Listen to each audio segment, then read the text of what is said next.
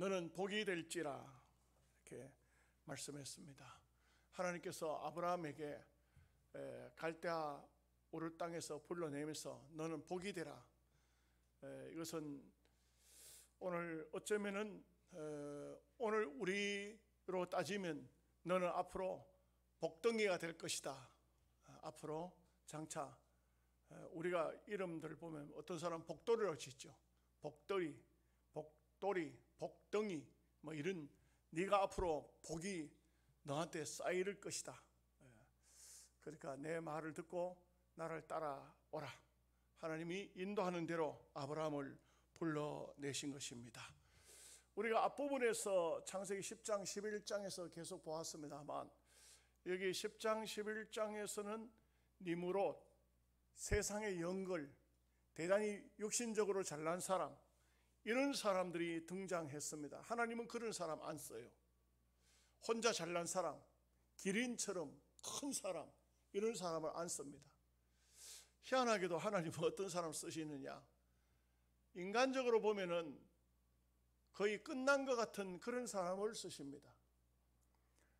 여러분, 아브라함을 하나님께서 부르실 때 나이가 75입니다. 75이면 지금이나 옛날이나 뭐 별반 다르지 않지 않습니까?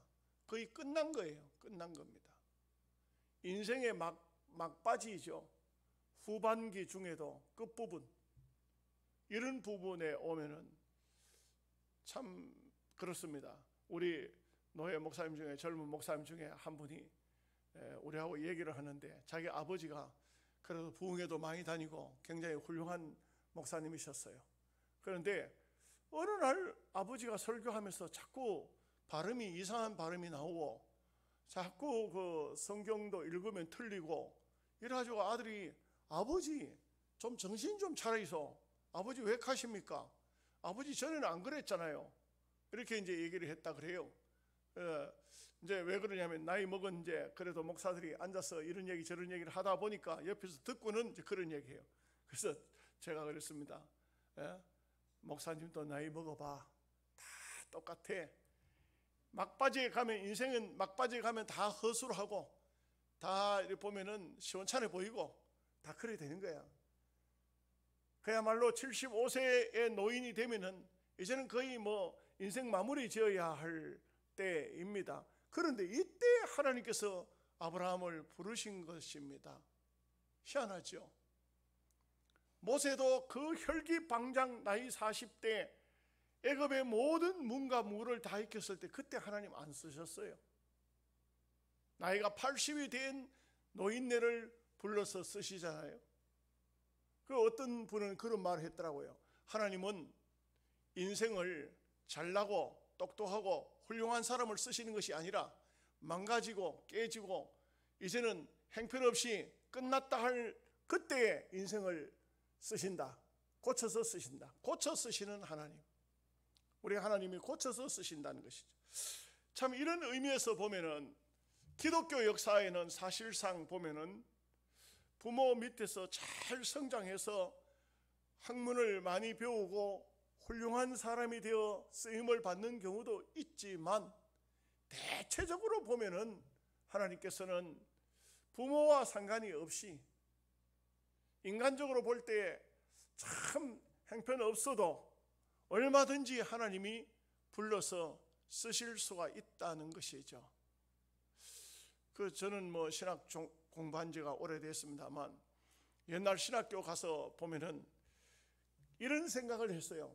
참 내 같은 사람이 이런 참 하나님 앞에 귀하게 부름을 받은 주의 종들과 같이 함께 할 수 있고 공부할 수 있다는 것이 너무나 감격스럽다 이랬는데, 나중에 간증하는 것을 들어보니까 뭐 예배 때마다 산상 집회 가든지 우리가 뭐 신학교에서 이렇게 할 때 보면 아주 인간적으로 막 이렇게 참 훌륭해 보이던 그런 전도사님이 나와서 얘기하는 거 보면 이거 뭐 희한한 얘기를 하거든요. 국회에서 조찬기도회가 있었습니다. 며칠 전에 조찬기도 있었는데 거기에 국회 조찬기도회 회장, 그리고 부회장, 김진표 씨가 회장이고 부회장이 울산에 있는 그 장로님이 그 부회장이시더라고요.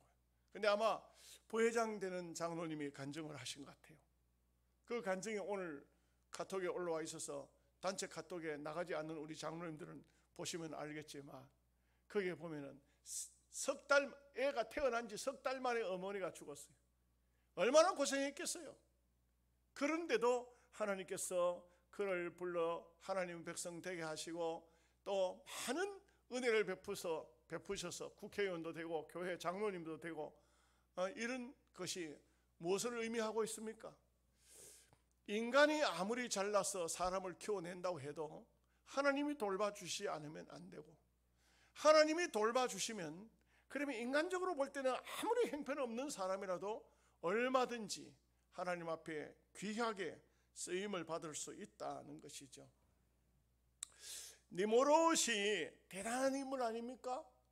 앞에서 우리가 창세기 10장 11장에서 보았지만 10장에서 보면 니므롯은 블레셋이라든지 그 당시에 뭐 바벨론이라든지 나라를 얼마나 많이 세운지 몰라요. 우리가 뭐 이름들이 하도 우리가 쓰는 이름하고 달라서 뭐 그런 뭐 악굽이라든지 뭐 이런 생각나는 게, 그런 나라를 한 나라 두 나라를 세운 게 아니에요. 그냥 여러 나라를 세운 굉장한 사람이고, 많은 주석가들이 이 사람은 특이한 사냥꾼이라는 그런 별명이 개혁 성경에 나와 있었는데 지금은 조금 바뀌어가지고 바뀌어서 번역을 했습니다만, 특이한 사냥꾼이라는 것은 영혼도 사냥하는 사람이라 이런 주석가들의 말도 있어요.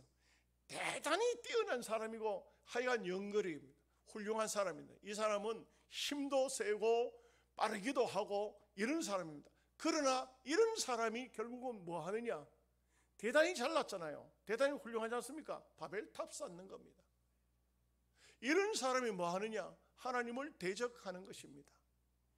여러분, 머리가 비상하고 뛰어난 사람이 하나님을 잘 믿는 사람 거의 없어요. 이상하게도 그렇게 많은 지식을 가지고 하나님을 대적하는 일들을 많이 합니다. 여러분, 우리가 알아야 되는 것이 있습니다. 무신론주의자는, 무신론 협회 회장은 대를 이어서 회장을 못합니다. 교회를 뭐 세습했다가 뭐 난리가 났는데 세상 사람들이 뭐 얼마나 욕하고 합니까? 목사 아들은 목사 되는 경우가 많아요. 장로 아들 장로 되는 경우가 많습니다. 물론 장로님 아들 중에 목사도 되고 또 장로님도 되고 뭐 이렇게 하기도 하고, 목사님 아들 중에도 목사도 되고 장로도 되고 이렇게 하는 경우가 많죠. 무신론주의자는 잘 되는 법이 없어요. 무신론 협회 회장하던 사람이 아들도 회장했더라. 이거는 역사적으로 없는 얘기예요. 망하는 거예요. 안 되는 겁니다. 우리는 정말 어찌 보면은 좀 작은 부분에서부터 살펴봐도 하나님의 복이 없이, 하나님께서 너는 복덩이야, 너는 복의 근원이야, 복의 뿌리야, 네가 앞으로 복을 네가 가지고 다닐 거야, 복을 가지고 다닌다 하면 생각나는 사람이 있지 않습니까? 요셉 아닙니까? 요셉을 보십시오. 종으로 팔려갔어요. 성경을 보면 창세기 39장에 보면은 요셉을 인하여 그 집에 복을 내리신지라. 하나님께서 요셉 때문에, 그 집하고는 아무 상관도 없어요. 요셉 때문에 그 집에 복을 줘요. 감옥에 들어갔어요. 요셉이 모든 병자를 치료합니다. 그 다음에 그는 총리 대신이 됐습니다. 요셉 때문에 7년 동안 어마어마한 풍년을 주어요. 그리고 그 뒤에 흉년이 올 때는 그 요셉이 하나님 주신 지혜로 다 대처해 나가지 않습니까? 이것은 좀 엄밀히 따지면 우리는 하나님을 붙들면 사는 겁니다. 하나님이 있으면 다 되는 거예요. 근데 이걸 사람들이 원리를 모르니까 하나님은 제껴놓고 자기 힘으로 뭘 해보려고 하는 경우가 얼마나 많이 있습니까? 그래서 오늘 말씀을 통해서 너는 복이 될지라. 자, 말씀 보시겠습니다. 1절 말씀 다 함께 같이 보겠습니다. 여호와께서 아브라함에게 이르시되 너는 너의 고향과 친척과 아버지의 집을 떠나 내가 네게 보여줄 땅으로 가라. 하나님께서 가장 먼저 하나님의 사람을 딱 부르실 때에, 부르면 제일 첫 번째로 하는 것이 떠나라 하는 겁니다. 떠나라. 고향을 떠나라. 아버지 집을 떠나라. 친척을 떠나라. 여러분, 사실 저도 목사지만 고향 가면은 푹 풀어져요. 풀어집니다. 우리 장로님들도 고향 가면은 친구들이 뭐라 합니까? 아이고 네가 뭐 장로라 뭐 이래가지고 그만 친구들하고 올리면은 그만 그렇게 되어버리고 말아요. 퍼져버려요. 친척 집에 가면 퍼져버려요. 이게 자칫 잘못하면은 우리가 신앙이라 하지만 고향에 들어가면은 같이 친척들하고 형제들 간에 모이면 고수도 치고 술도 같이 먹고 이상한 짓들을 한다고요. 이게 왜 그럴까요? 남들은 눈치를 보고 남들에게는 좀 뭔가 자기 자신이 조심스러우니까 주의를 기울이는데 자칫 잘못하면 그만 신앙생활이 바닥이 보여버리고 말아요. 옛날로 도루묵이 되어버리고 말아요. 이런 면에서 보면은 하나님께서는 단호합니다. 떠나라 하는 것이에요. 이거 어떻게 보면 끊으라 하는 것입니다. 아브라함이 이때 부름을 받았지만 그 수많은 어려움을 겪었으나 고향으로는 안 가요. 고향을 별로 안 좋아해요. 우리 하나님의 사람들은 영원한 고향, 천국을 고향 삼아야 됩니다. 그 세상 고향, 이 세상 나라, 거기에 가면 좀 의지할 수도 있죠. 뭐 그러지 않습니까? 성공하면 고향 안 가지만 실패하면 고향을 많이 가요.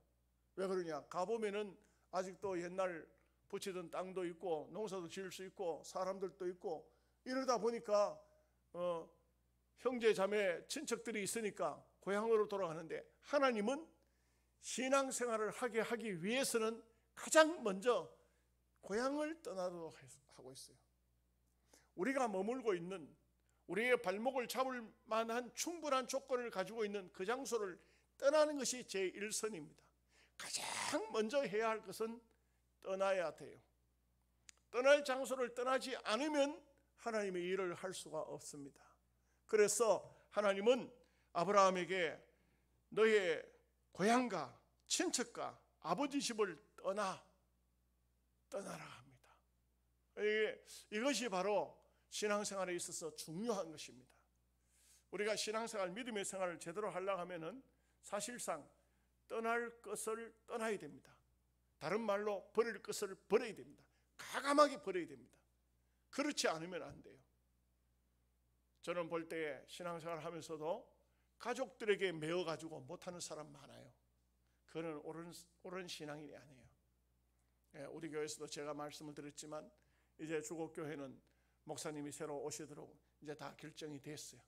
그런데 참 속 터졌던 것이, 제가 당회생활을 하면서 매 사람이나 상당한 어떤 인품을 가지고 있어요. 공부도 잘했어요. 그런 분이, 어떤 분은 신학교 교수예요.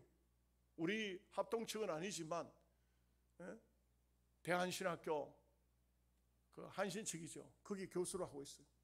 이런 분이 교수로 하다가 이제는 목회하겠다고 시골 교회라도 좋습니다. 그렇게 기도해야 하니까 길이 열렸잖아요. 인물도 잘났어요. 젊어요. 잘 목회를 하면은 아주 우리 노회적으로 봐도 인재인 거예요. 인재. 그러니까 교인들이 어떻게 했어요? 투표를 했는데 한 명도 반대 안 하고 만장일치로 그 목사님을 모시면 좋겠다고 했어요. 그 목사님 만장일치로 결정됐으니까 우리는 3분의 2만 결정돼도 하나님 뜻이잖아요. 만장일치로 결정됐으니까 오십시오. 그랬더니 이분이 전화가 떠고 왔어요. 집사람이 가기 싫다고 합니다. 시골이라서 안 가려고 합니다. 화가 얼마나 나는지, 당신은 하나님의 종이요, 당신 마누라의 종이요. 어떻게 이런 정신을 가지고 목사를 하느냐고. 그래가지고 막 제가 얼마나 화가 나는지 그 사람한테 앞으로 어디 가서 당신 목사를 하지 마. 당신은 가짜야. 신학 교수 하지 마. 내가 하지 마라 한다고 안 하겠습니까? 신학 교수 하지 마. 신학생들은 그런 당신 같은 사람이 뭘 가르쳐? 정신 빠진 사람 같으냐고 혼을 냈어. 근데 변명 한마디도 못해요. 그런 정신을 가지고 무슨 주의 일을 하겠다고. 하나님이 부르면, 하나님 부르는 게 뭐예요? 하늘에서 부르는 건 아니잖아. 자기 마음에 감동이 와서 이력서를 냈고, 이력서를 보고 교인들이 투표해서 만장일치로 결정했으면 가야지. 부인이 여보 난 못 가겠어. 그러면 당신은 좀 기도해봐. 나는 갈 테니까. 이삿짐 못 간다고. 내가 성경 찬송만 들고 가지 뭐. 적어도 목사라면 그렇게 해야 될 거 아니에요? 맞아요, 틀려요? 맞지요? 여러분, 저는요, 여러분들이 지금 여기 연세 잡수신 분들이나 알지 거의 잘 모를 거예요. 제가 1991년도 1월, 여기 교회가 1월 27일 날 세워졌고, 저는 2월 5일 날 여기 이사를 들어왔어요. 제가 혼자 왔어요. 제가 혼자. 그때 당시만 해도 비포장 도로고 정말 힘들었어요. 눈이 얼마나 왔는지, 왜 그렇게 추운지. 영양 사는 분들은 잘 몰라요. 그죠? 적응이 돼가지고. 근데 저 밑에 있다가 올라오니까 얼마나 추운지 몰라. 방문이 닫아지지를 않아요. 나는 방문 고칠 줄도 몰라. 방문이 다 안 닫혀. 바람이 얼마나 들어오는지, 바닥은 얼마나 얇은지. 방바닥이 땔감을 갖다 놨더라고. 땔감을 우리 장로님 집사님들이 마당에다 땔감 갖다. 그걸 많이 추우니까 부엌에 좀 많이 뗐어요. 방바닥에 발을 대지도 못해. 뜨거워서 뜨겁게 뗐어요. 새벽 기도 갈 때 되니까 방이 너무 뜨거우니까 물 좀 떠다 놨거든. 대야에다가. 그게 꽝꽝 얼었어요. 이게 어떻게 된 거예요? 이게 참. 그런데도 제 마음 속에는 절대 인간적으로, 정말입니다, 하나님이 증인입니다, 불만 없었어요. 하나님, 이런 장소에도 하나님 저를 부르셔서 이 주의 백성들에게 말씀 전하게 하시니 감사합니다. 너무 감격스러웠어요. 감사했어요. 여러분, 우리가 신앙인이라는 것은 그렇습니다. 하나님이 부르시면, 하나님이 오라고 하시면, 지금 여러분들이 장로고 뭐 직장생활하고 그러지만 하나님이 딱 부르면은 다 때려치우고 주의 길을 가야 돼요. 아멘 하십니까? 이게 또 큰일 났다 또. 그런데 이게 하나님 뜻이면은 가야 되는 거예요. 하나님 뜻이면. 사실상 요즘에는 참 시기가, 세상이 어려운 세상이 되다 보니까 옛날 며칠에 그렇게 기도하는 사람도 없고, 신학교에 그렇게 대해서 오는 분들도 잘 없어요. 너무 편리해요. 너무 편한 세상이 됐어요. 여러분, 이 아브라함이 하나님 앞에 부름을 받는 이 장면을 통해서 정말 우리 한국교회 초대교회도 보면 이랬거든요. 전부 주의 종이 되는 길이 보통 길이 아니었잖아요. 2절 말씀 다 함께 같이 보겠습니다. 내가 너로 큰 민족을 이루고 내게 복을 주어 내 이름을 창대하게 하리니 너는 복이 될지라. 여러분, 지금 아브라함이 75세인데 결혼을 몇 세쯤 했을까요? 보통 옛날 그때로 따져가지고, 우리나라는 뭐 했습니다만 이 유대인들 사회는 30세 정도 되면 결혼을 해요, 주로. 그러면 75세면은 45년 동안 결혼한 지 30살에 결혼했다고 가정하면은 45년 동안 자식이 없었어요. 그럼 앞으로 자식이 놓을 수 있는 희망이 있을까요? 없어요. 없습니다. 그런데 하나님께서는 너로 큰 민족을 이루겠다. 너로 큰 민족을 이루겠다. 아브라함이 하나님의 음성을 듣고 아내를 쳐다보니까 이 45년 동안 아내는 그러면 30살에 결혼, 부인은 10살 차이 나니까 20살에 결혼을 했겠죠. 65인데 이 큰 민족을 이루겠다, 창대하게 하겠다, 이런 말씀을 믿을 수가 있을까? 그런데 우리가 알아야 되는 것은 하나님 말씀을 주어졌을 때 어떤 사람은 도무지 택도 없는데도 아멘 해요. 어떤 사람은 에이 참네, 말이 되는 얘기를 하셔야 되지, 말이 되는 얘기를 하셔야 되지. 네. 웃기는 얘기지만 충청도에서 그랬다 하잖아요. 충청도 목사님이 부흥회로 와가지고 얘기를 하시더라고. 자기 집에 며느리가, 자기 집에는 손자가 굉장히 귀한데, 자식들이 귀한데 며느리를 앞만 쳐다봐도 임신한 것 같지도 않고 자식 놓을 생각도 않고, 그러니까 며느리 보고 말하기를, 야야 너희들은 벌써 아마 가족 계획하나, 어떻게 자식이 없노? 그 며느리가 하는 말이 뭐라 하냐면, 어머니요, 하나님이 주셔야 놓지 내 마음대로 낳아냅니까? 그건 맞잖아요. 장대영 목사님이 그런 얘기를 하시더라고. 그러니까 이 시어머니가 며느리를 데리고 목사님한테 기도를 받으러 갔어. 목사님, 우리 며느리를 위해서 좀 기도 좀 해주십시오. 좀 기도 좀 빡세게 좀 해주세요. 우리는 손도 귀한데 아직 시집 온 지 한 3년이 지났는데도 아직도 자식이 없으니까. 그래서 목사님이 기도를 하는데, 세상에 믿어야지, 믿어야 아멘이 나오지. 며느리는 아멘을 안 해. 시어머니가 아주 답답하니까 아멘, 아멘. 시어머니가 아멘을 대신한 거예요. 그런데 어떻게 된지 아십니까? 며느리 대신에 시어머니가 임신했더래요.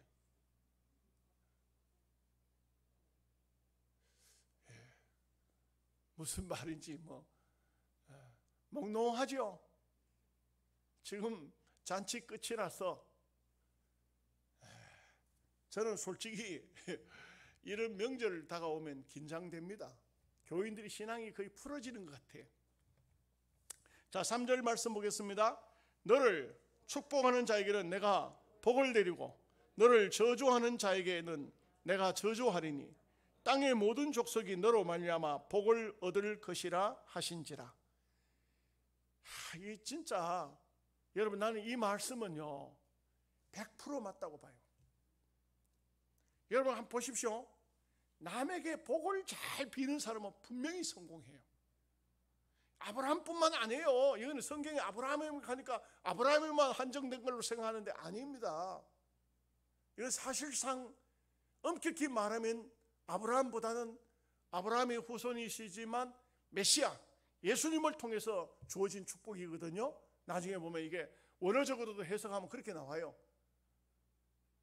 아브라함이 아니고 아브라함의 후손 예수 그리스도가 만민에게, 그를 축복한 자에게 복받고 그를 저주한 자에게 저주받고, 이게 예수 그리스도라고 해요. 성경에 여러 번 이런 말씀들을 해석해 보면 그대로 나와요. 또한 그리스도 안에서 우리가 똑같은 행편이잖아요. 그래서 우리는요 복을 많이 빌어야 돼요. 어떻게든 간에 복을 많이 비십시오. 여러분 자기 자신을 위해서 복을 빌려고 하면 조금 하나님 앞에도 좀 그렇잖아요. 너무 이기적이고. 그런데 타인을 위해서 복을 많이 비십시오. 예. 우리 기독교가 한국에 들어오면서 한국 사람들이 얼마나 복을 많이 받았어요. 옛날에는요, 옛날 그 분들은 저주를 참 잘했어. 그러니까 그때 그렇게 저주를 많이 받아서 못 살았어요. 막 전염병 한 번씩 원역이 오면은 막 수많은 사람이 죽고, 흉년이 오면 굶어서 죽고, 막 얼마나 힘들었습니까, 대한민국이. 예. 뭐라고 저주합니까? 막 속상하면 쌔바닥이 만발에 빠져 죽어버렸고, 쌔바닥이 뭐 혀가 만발에 어디 빠집니까?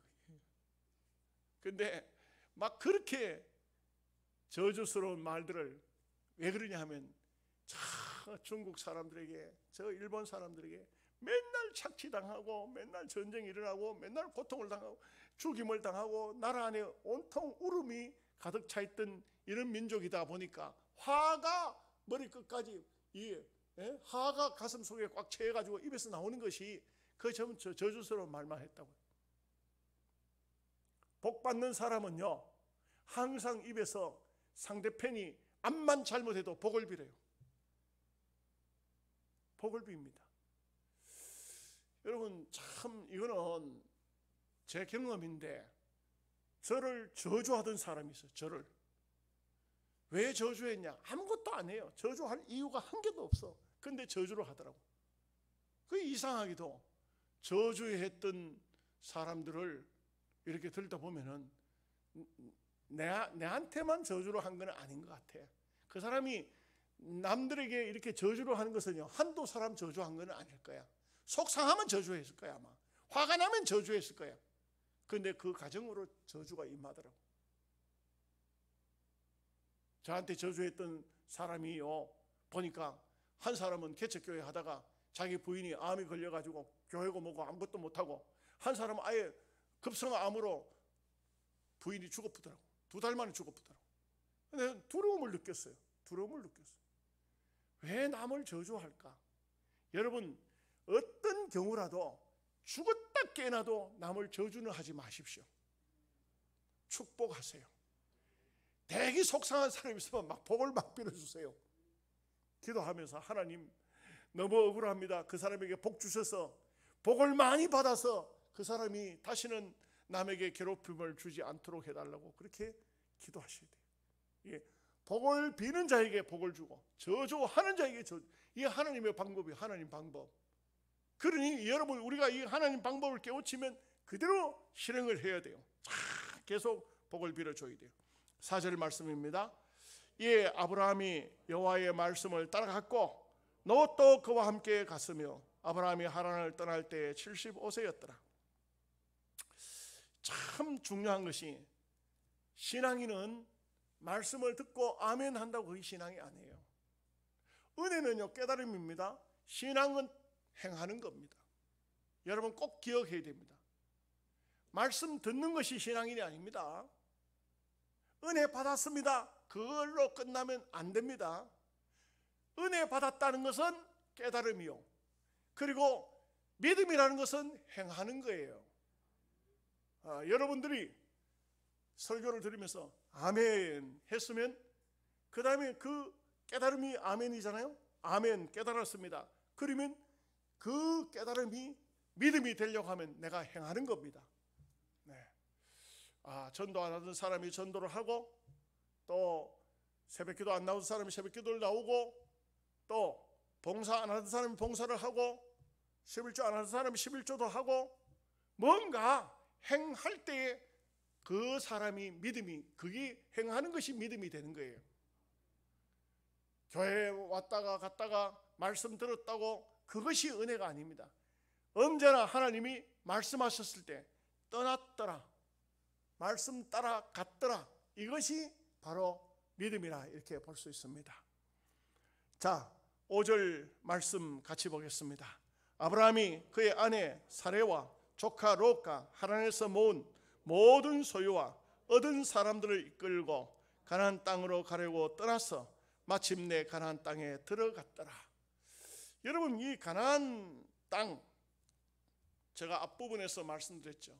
가나안이란 땅이 함의 자손, 함의 아들이잖아요. 노아의 수치를 함이 형들에게 전부 다 알렸는데, 아브라함이 노아가 정신을 차리고는 바로 저주를 하는데, 이 함을 저주한 것이 아니고 함의 아들 가나안을 저주했어요. 이것은 왜 그랬을까? 영적으로 볼 때 이 가나안이 그 후손들이 가나안 땅이에요. 그 땅에 하나님께서 이 아브라함을 들어보내는데, 그런데 여러분 보십시오. 그 가나안은 이미 하나님의 성령의 영감 속에 노아에게, 장차 가나안은 예수 그리스도를 반대할 자, 사탄의 세력, 함의 아들 중에서 적그리스도를 성령의 감동으로 알게 하신 거예요. 그러니까 함을 저주한 것이 아니고 함의 아들 가나안은 저주를 받아 종의 종이 될 것이다.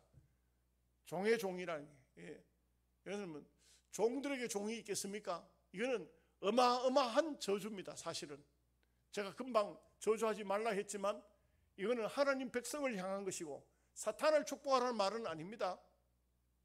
마귀를 축복하라는 말은 아니에요. 그렇기 때문에 여기에 이 가나안은 벌써 일찍이 성령의 하나님의 역사의 흐름에 가로막는 자입니다. 이 가나안의 후손들이 결국은 하나님의 나라를 복음을 가로막는 사탄의 세력이다. 그런데 그 땅으로 하나님께서 아브라함을 인도해 들이시고 장차 그 땅을 하나님의 사람들이 차지하고 하시고 거기서 그리스도가 태어나게 하시는 이런 역사를 볼 수가 있습니다. 6절 말씀 보겠습니다. 아브라함이 그 땅을 지나 세겜 땅 모래 상수리 나무에 이르니 그때 가나안 사람이 그 땅에 거주하였더라. 벌써 그 땅은 가나안 사람들이, 가나안의 7족속들이, 그러니까 함의 아들 가나안의 아들들이 그 땅을 벌써 아마 다 차지하고 있었다 이거죠. 그러나 분명한 것은 하나님께서 그 땅을 아브라함에게 주십니다. 여러분, 땅의 주인은 가나안이 아닙니다. 세상 사람이 아닙니다.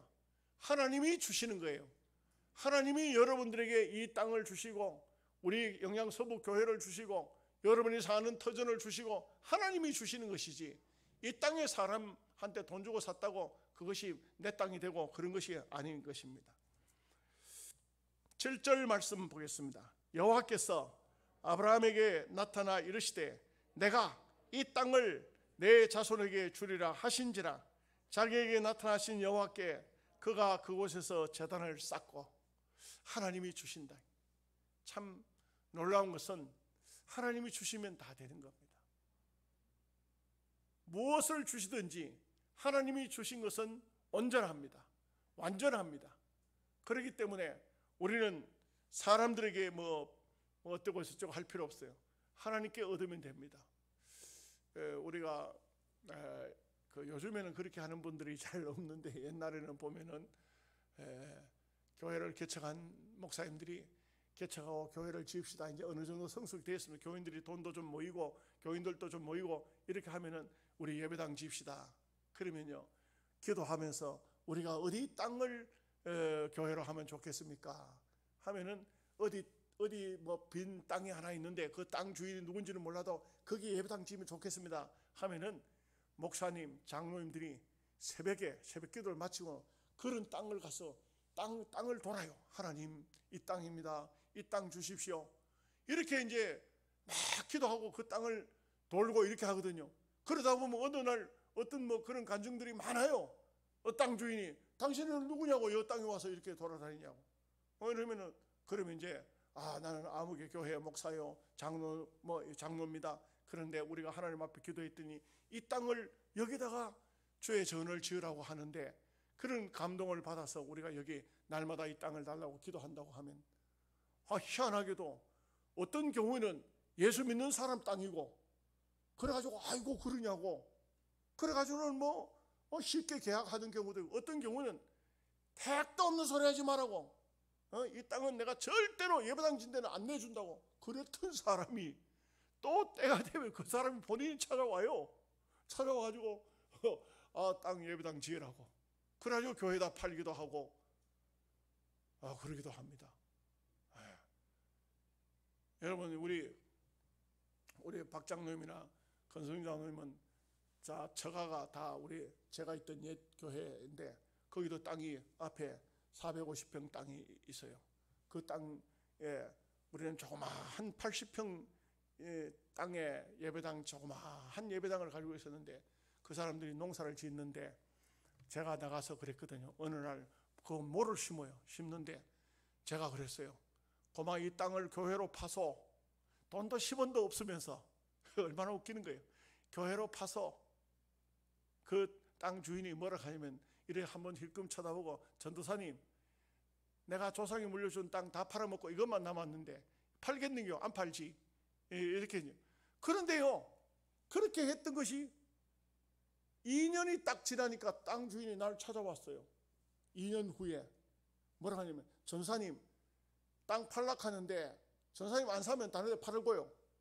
그럼 사야 되죠. 내가 사야 되죠. 10원도 없어. 돈이 10원도 없는데 사야 되죠. 내가 딱 생각하니까 2년 전에 그 주변의 땅값이 평당 그때 당시 돈으로 2만 원이야. 2만 원. 그러니까 내가 그분 보고, 이 맨입으로 하는 거예요. 지금 맨입으로 돈 10원도 없고 땅 그거 평당 2만 원 이상은 못 줍니다. 그러니까 땅 주인이 뭐라 하는지 아세요? 아이고 전사님, 내가 전사님한테 땅 팔러 왔는데 2만 원 다 받겠습니까? 17,000원만 주세요. 세상에 자기 땅값을 자기가 깎는 사람이 어디 있어요? 그래가지고 신흥조합의 조합장이 하양교회 장로님이시니까 돈 100만 원 빌렸어요. 빌려가지고 그 땅을 계약하려고 앉았는데 그때가 한 8월 달쯤 됐어요. 근데 땅을 계약하는데 그랬어요. 제가 교회로 땅 팔고 후회함이 없어야 되니까 기도 한번 합시다. 기도를 딱 했어요. 기도를 아주 빡세게 했어요. 하나님, 이 땅 팔고 이 땅 주인 부자가 되게 해주십시오. 그렇게 기도한 거예요. 기도한데 기도 딱 하고 그 다음에 아멘 하고 이제 계약서 씁시다 하는데 15,000원으로 합시다. 야, 여러분, 박병성 목사 기도 빨셉니다. 땅값이 막 떨어지는 거야. 15,000원, 680만 원, 100만 원 줬어요. 그 당시 제가 12만 원 생활비 받을 때 100만 원에 했어요. 100만 원에 계약했어요. 580만 원 남았잖아요. 이 땅값을 언제까지 드리면 되겠습니까? 했더니 땅 주인이 12월 달까지래. 12월 달까지요. 여러분 보십시오. 8월 달이에요. 9월, 10월, 11월, 12월 넉 달밖에 안 남았잖아요. 그래, 12월 달까지요? 내가 이렇게 한번 물었어. 그랬더니 그 사람이 덴번에 하는 말이 내년 12월 달까지요. 아이고, 여러분들은 이 하나님이 역사하고 계시는데 지금 여러분들은 아멘도 안 하면 어떻게 해? 그렇게 했는데 땅 이제 계약을 하고 계약서 가지고 왔잖아요. 왔는데 신학교 같이 다니는 전사님 뭐라 하냐면, 형님요, 왜? 큰일 났습니다. 왜 큰일 나? 여기 우리 교회에서 그 100만 원 빚 내온 것만 해도 갚으려고 하면 어떻게 갚겠는겨? 근데 580만 원 어디서 구해가지고 줄란겨? 그거 하니까 또 갑자기 생각하대. 아유, 그 당시 돈 680만 원 적은 돈이 아니에요. 굉장한 돈이에요. 굉장한 돈. 그런데 나는 계약만 했는데 어떻게 갚? 여러분 같으면 생각이 어떻게 했어요? 갚아내겠어요? 못 갚아내겠어요? 생각에 나는 왜 했는지도 몰라. 그냥 기도했으니까, 하나님 주신다고 믿었으니까. 보십시오. 제가 그 교회 그 동네에 들어가서 전도하고 참 전도하면서 막 별별 일 다 겪었어. 그걸 간증으로 글을 써서 기독교 방송 새롭게 하소서에 보냈는 거야. 그게 당선이 됐어요. 방송이 2번 나왔어요. 여러분 신기하죠? 그 해 지나고 그 다음 해 12월 달도 되기 전에 땅값 다 갚았어요. 참 희한한 것이 하나님의 역사예요. 하나님이 주시면 되는 겁니다. 이 땅은 내게 주겠다, 주는 거예요. 되는 겁니다. 여러분 절대로, 저는 그때 보니까 제가 이게 믿음이 대단해가지고 그런 땅을 산 게 아니에요. 나중에 시간이 흐르고 세월이 지나서 제가 영양으로 왔을 때 그 공시지가 있잖아요. 그게 날라왔는데 땅값이 1억 4,500만 원이 있더라고요. 1억 4,500만 원. 제가 이거 부자예요. 그런데 이거 하나님 주신 거 아니에요. 10원도 안 받고 그분들에게 돌려드렸어요. 그 땅을 그대로 돌려드렸어요.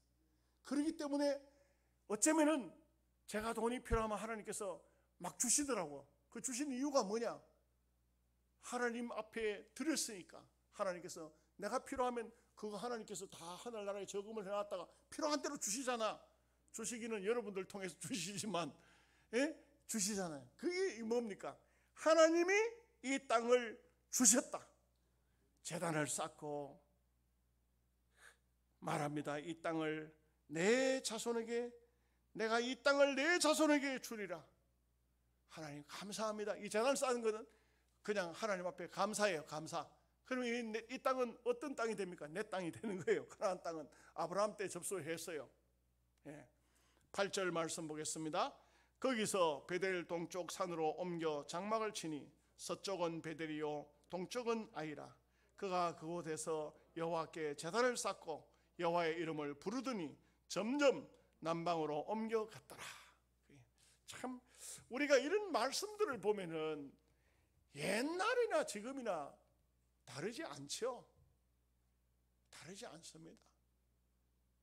지금도 하나님께서 이런 얘기들을 하려고 하면요, 제 얘기는 제가 잘 아니까 한 얘기고, 수많은 주의 종들이 이런 간증들을 다 가지고 있어요. 그 교회를 세워나가는 이런 분들을 보면 지금도 얼마나 하나님의 귀한 역사들을 이 간증으로 많이 남겼는지 몰라요. 그것은 하나님이 하시는 것이죠. 이런 하나님의 역사에 여러분들도 동참되시기를 바랍니다. 하나님 아버지 감사합니다.